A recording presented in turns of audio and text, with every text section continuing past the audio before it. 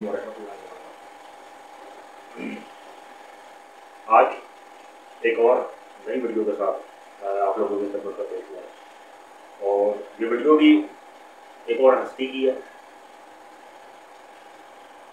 اور ان کا سارا جو بچپنا، ان کی جوانی، وہ کہاں پیدا ہوئے، کہاں پرورش ہوئی ان کی، کن کے پاس پرورش ہوئی، ان کا دارالخلافت کیا تھا، اور وہ شہید کیسے ہوئے، یہ ساری چیزیں میں آپ لوگوں کو بتاؤں گا۔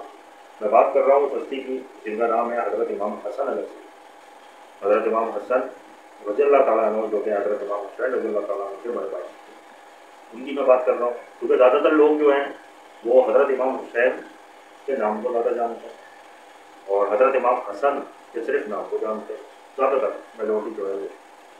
اور کسی نہ کسی کو یہ پتا ہوگا کہ ہاں ان کی شہادت کیسے ہوئی تھی، وہ شہید کیسے ہوئے تھے، لیکن زیادہ تر باتیں ہر کسی کو نہیں پتا ہوگی۔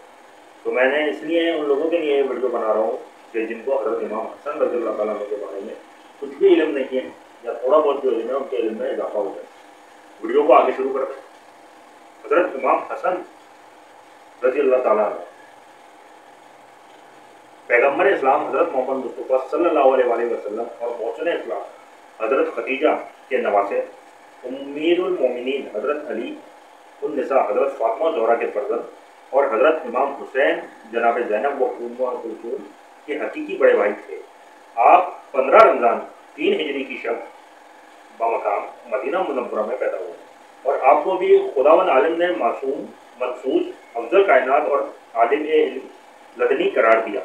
ولادت کے بعد آپ کا اسم گرامی حمزہ تجویز ہو رہا تھا، لیکن محکم خدا سے پیغمبر اسلام نے موسیٰ علیہ السلام کے وزیر ہارون، جن کے 2 بیٹے تھے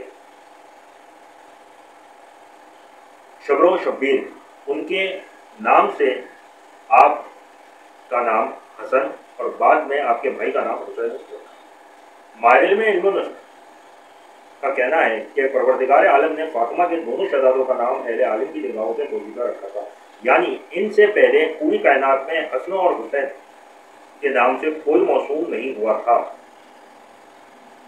روایت میں ہے کہ محمد صلی اللہ علیہ وسلم اور علی کے ناموں کے ساتھ یہ نام بھی لوح محفوظ میں تحریر تھے۔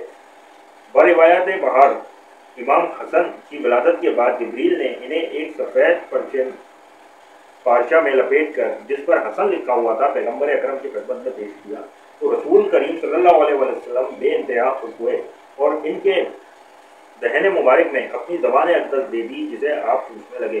اس کے بعد سرکار دو عالم صلی اللہ علیہ وسلم نے آپ کے دہنے کان میں اذان اور بائیں کان میں اقامت کہنے کے بعد یہ دعا فرمائی کہ خدایا اس مولود اور اس کی اولاد کو اپنی پناہ میں رکھنا۔ ولادت کے 7ویں دن پیغمبر اکرم صلی اللہ علیہ وسلم نے خود اپنے دست مبارک سے آپ کا ذکر کیا اور بالوں کے وزن کے مطابق جانی تصدیق کی۔ اب حضرت امام حسن اور پیغمبر اسلام، محبوب کردگار نے بے شمار حدیث میں آپ کی فضیلت میں ارشاد فرمائی ہے۔ چنانچہ ایک حدیث میں آپ نے فرمایا کہ جو شخص حسنین کو دوست رکھتا ہے، حسن اور حسین، جو شخص حسنین کو دوست رکھتا ہے وہ مجھے اور علی کو دوست رکھتا ہے، اور جو مجھے اور علی کو دوست رکھتا ہے وہ خدا کو دوست رکھتا ہے۔ ایک حدیث میں آپ نے فرمایا کہ حسن و حسین جوانان جنت کے سردار ہیں، اور ان کے والد بزرگوار حضرت علی ان دونوں سے بہتر ہیں۔ ایک صحابی کا بیان ہے کہ میں نے رسول اللہ صلی اللہ علیہ وسلم کو اس حال میں دیکھا ہے کہ وہ ایک کندھے پر امام حسن اور دوسرے کندھے پر امام حسین کو بٹھائے ہوئے لیے جا رہے ہیں، اور باری باری دونوں صاحبزادوں کا منہ چومنے جاتے ہیں۔ ایک صحابی کا بیان ہے کہ ایک دن حضرت صلی اللہ علیہ وسلم مصروف نماز تھے کہ حسنین آپ کی پشت پر سوار ہو گئے۔ کسی نے روکنا چاہا تو حضرت نے اشارے سے منع فرما دیا۔ ایک صحابی کا کہنا ہے کہ اس دن سے میں نے امام حسن کو بہت زیادہ عزیز رکھنے لگا ہوں، جس دن انہیں پیغمبر کی گود میں بیٹھ کر ان کی داڑھی سے کھیلتے دیکھا ہے۔ بچپن کے واقعات۔ شاہ روم کا فرستادہ ایک مرتبہ کچھ سوالوں کے ساتھ معاویہ کے دربار میں آیا۔ جب وہ جواب دینے سے قاصر رہا تو اس نے اسے خفیہ طور پر امیر المومنین حضرت علی کے پاس بھیج دیا۔ وہ حاضر خدمت ہوا اور اس نے کہا کہ آپ علم نبوت کے وارث ہیں، یہ بتائیں کہ حق و باطل میں کتنا فاصلہ ہے۔ दूसरा सवाल, ज़मीन और आसमान तक कितनी मुसाफत है? तीसरा, मशरिक व मगरिब में कितनी दूरी है? चौथा सवाल, कूस व क़ज़ा की क्या चीज़ है? कौस व क़ज़ा क्या चीज़ है? पाँचवा, और वो 10 चीज़ें कौन सी हैं जिनको खुदा ने एक दूसरे पर फौकियत दी है?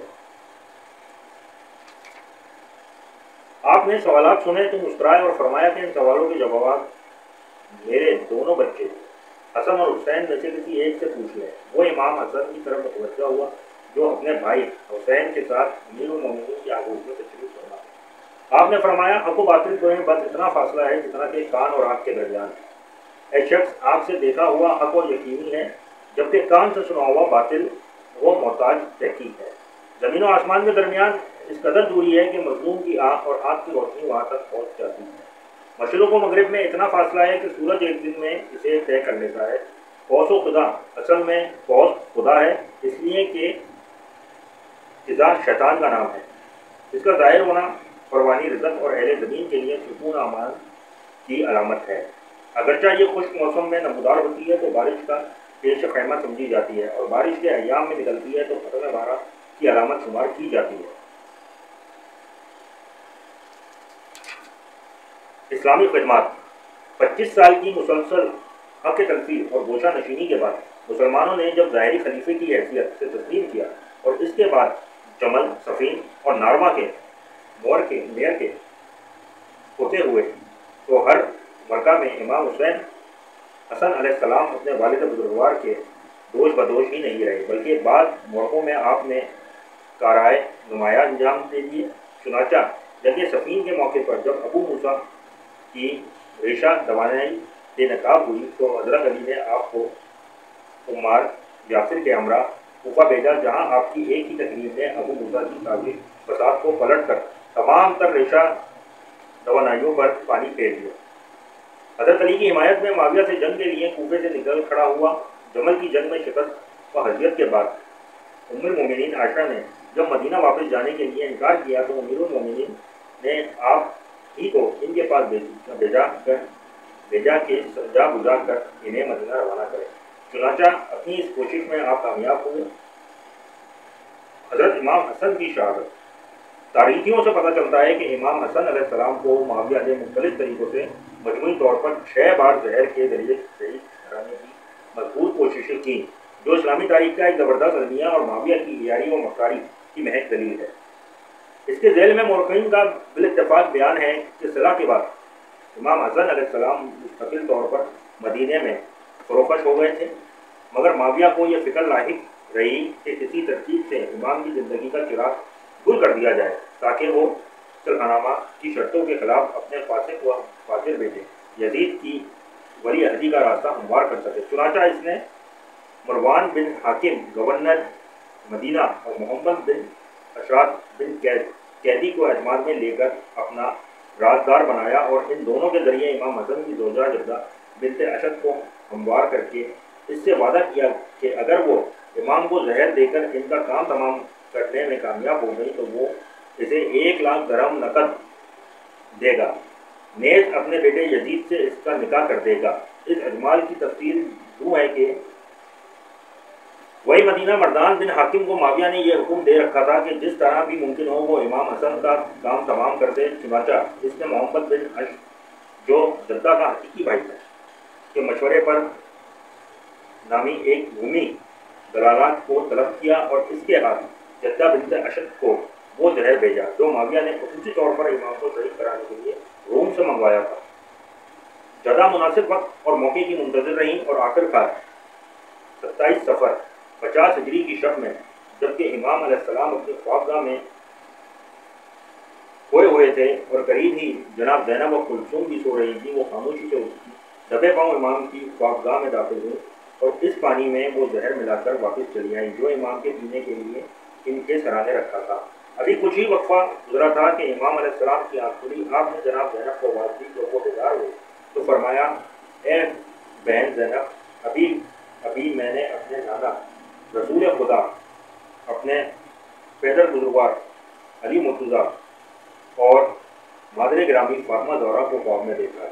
वो फरमा रहे थे कि ए हसन, کل تو ہمارے پاس ہو گئے۔ اس کے بعد آپ نے وضو کے لیے پانی طلب کیا اور وضو کرنے کے بعد اس پانی کو پیا جو آپ کے سرانے رکھا ہوا تھا۔